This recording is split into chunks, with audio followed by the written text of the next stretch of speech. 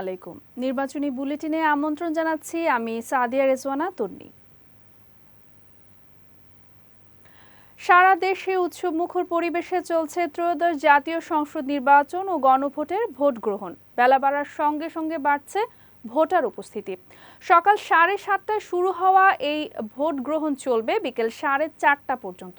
শেরপুর 3 আসনের ভোট স্থগিত হওয়ার এবার নির্বাচন হচ্ছে মোট 299টি আসনে। সকাল 7:30টা থেকে দুপুর 12টা পর্যন্ত সারা দেশে 32,789টি কেন্দ্রে ভোটের হার 32.88%। দুপুরে রাজধানীর আগারগাঁওয়ের সংবাদ সম্মেলনে এই তথ্য জানান ইসির সিনিয়র সচিব আক্তার আহমেদ। তিনি আরও জানান, বিচ্ছিন্নভাবে কিছু কিছু ঘটনা ঘটেছে কেন্দ্রের বাইরে, তবে এখন পর্যন্ত কোনো কেন্দ্রের ভোট স্থগিত বা বন্ধ নেই। আজ নতুন বাংলাদেশের জন্মদিন এবং সারা দিনব্যাপী আমরা এই জন্মদিন উৎসব পালন করব বলে মন্তব্য করেছেন প্রধান উপদেষ্টা ডক্টর মোহাম্মদ ইউনূস। সকালে রাজধানীর Gulshan model school and college কেন্দ্রে ভোট দেওয়া শেষে তিনি এই মন্তব্য করেন। প্রধান উপদেষ্টা আরও বলেন, আজকের এই প্রক্রিয়ার মাধ্যমে আমরা অতীতকে বর্জন করলাম। আজ থেকে প্রতিটি পদে আমরা নতুন বাংলাদেশ সৃষ্টির সুযোগ পেলাম। ছোটখাটো বিচ্ছিন্ন ঘটনা ছাড়া এখনো পর্যন্ত সুষ্ঠু ও উৎসবমুখর পরিবেশে নির্বাচন অনুষ্ঠিত হচ্ছে বলে জানিয়েছেন স্বরাষ্ট্র উপদেষ্টা জাহাঙ্গীর আলম চৌধুরী। সকালে রাজধানীর বারিধারায় scholars international school and college vote কেন্দ্রে ভোট দিয়ে এ কথা জানান তিনি। এ সময় জাতীয় নির্বাচনে মিডিয়া সঠিক ও বস্তুনিষ্ঠ সংবাদ পরিবেশন করবে বলে আশাবাদ ব্যক্ত করেন স্বরাষ্ট্র উপদেষ্টা। নির্বাচনে বিএনপি জয়লাভ করলে আইনশৃঙ্খলা পরিস্থিতির উন্নয়ন প্রাধান্য পাবে বলে জানিয়েছেন দলটির চেয়ারম্যান তারেক রহমান। সকালে রাজধানীর গুলশান মডেল হাই স্কুলে ভোট দিয়ে তিনি এ কথা জানান। এ সময় দীর্ঘদিন পর ভোটাধিকার প্রয়োগ করতে পেরে সন্তোষ প্রকাশ করেন বিএনপি চেয়ারম্যান তারেক রহমান।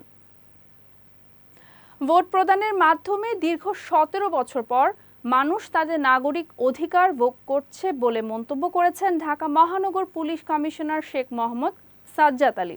বৃহস্পতিবার মোহাম্মদপুরের একটি কেন্দ্রে ভোট দিয়ে গণমাধ্যমের সঙ্গে আলাপকালে তিনি এই মন্তব্য করেন। বলেন, ভোটের পরিবেশের কোনো শঙ্কা নেই। দেশের জনগণ একটি ঐতিহাসিক নির্বাচন দেখছে।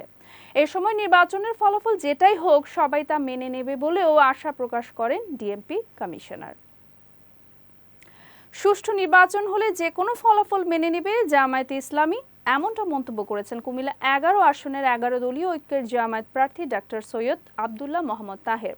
সকালে কুমিল্লার 14গ্রাম উপজেলার পশ্চিম ডেকরা সরকারি প্রাথমিক বিদ্যালয় কেন্দ্রে ভোট দিয়ে এই মন্তব্য করেন তিনি। বলেন, সুষ্ঠু নির্বাচনে যে কোনো ফলাফল জামায়াত ইসলামী মেনে নেবে, আর নির্বাচন নিয়ে যদি কোনো গভীর ষড়যন্ত্র হয় তাহলে দেশ আবার অন্ধকারের দিকে ধাবিত হবে।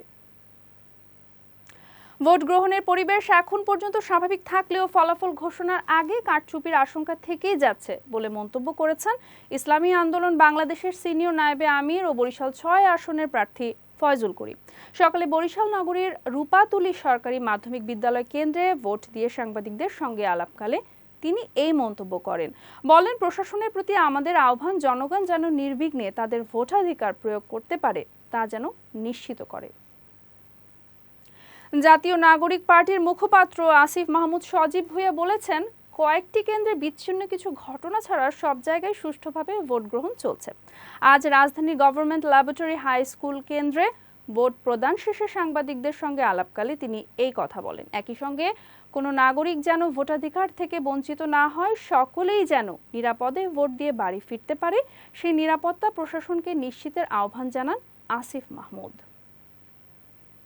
এতক্ষণ সঙ্গে থাকার জন্য ধন্যবাদ সবাইকে। নির্বাচনী আপডেট জানতে চোখ রাখুন বিজয় টিভির পর্দায়।